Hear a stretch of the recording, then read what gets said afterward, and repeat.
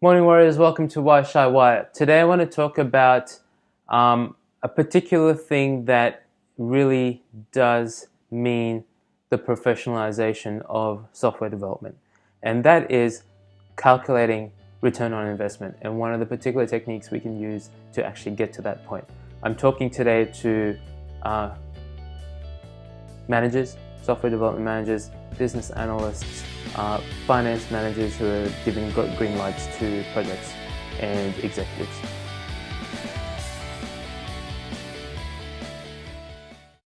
All right, so let's get into it. Time in motion studies. These things used to happen a lot back in the manufacturing days. You'd have process workers sitting in a conveyor belt at a conveyor belt, and they would add value to a particular product as it flew by them, right?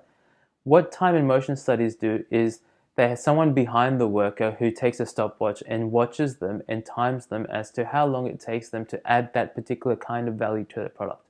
Okay, so if you think about like I don't know, a air conditioner or something getting built on the conveyor belt, we're at behind a worker who's actually screwing in the front panel. Okay, so as soon as he takes delivery of this thing through his conveyor belt, he starts screwing this thing in. The stopwatch goes on, and so he screwing. He gets it done. He lets it go. Stopwatch goes off. Right. What we're doing is then what would happen in a study is that you would do that multiple times for different workers and figure out an average amount of time it takes to screw on the faceplate of an air conditioner. Right.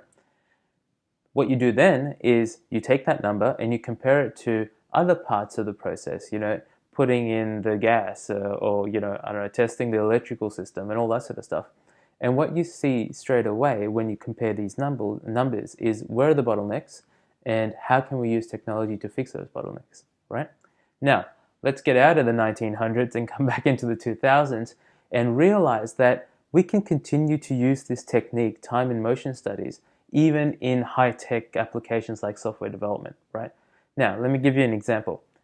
You could ship a piece of software that creates and cancels appointments for clients, okay? So you've got that out in your corporate or you've sold it to people and they're using it, and it takes, everything's going relatively well and you guys are now in maintenance mode or enhancement mode, and your next step is to figure out what are the Easter eggs, what are the enhancements you can build into each of these things to make it better, right?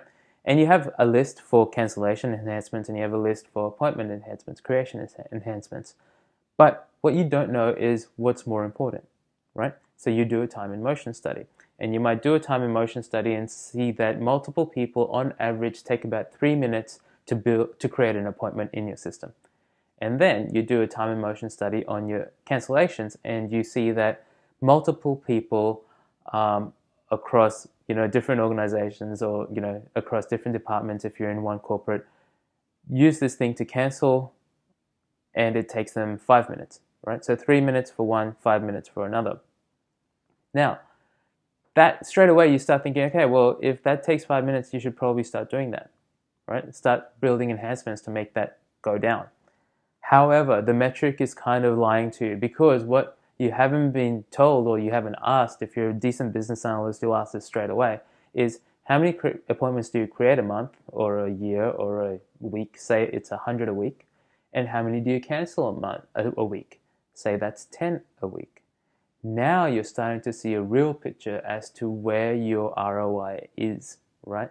Your returns are going to be in the 100 a month category because there are so many more of that happening. So even if you can bring back that 3-minute appointment creation to 2 minutes, you're saving 100 minutes a week straight away, right? Whereas if you do the same thing, you save a minute for your 5-minute thing from 5 to 4 on your cancellations, you're only saving 10 minutes a week. You understand what I'm saying? So this is where business analysts become really, really important. And business analysts with a mind for business rather than for technology is actually a really key part of a good software development team.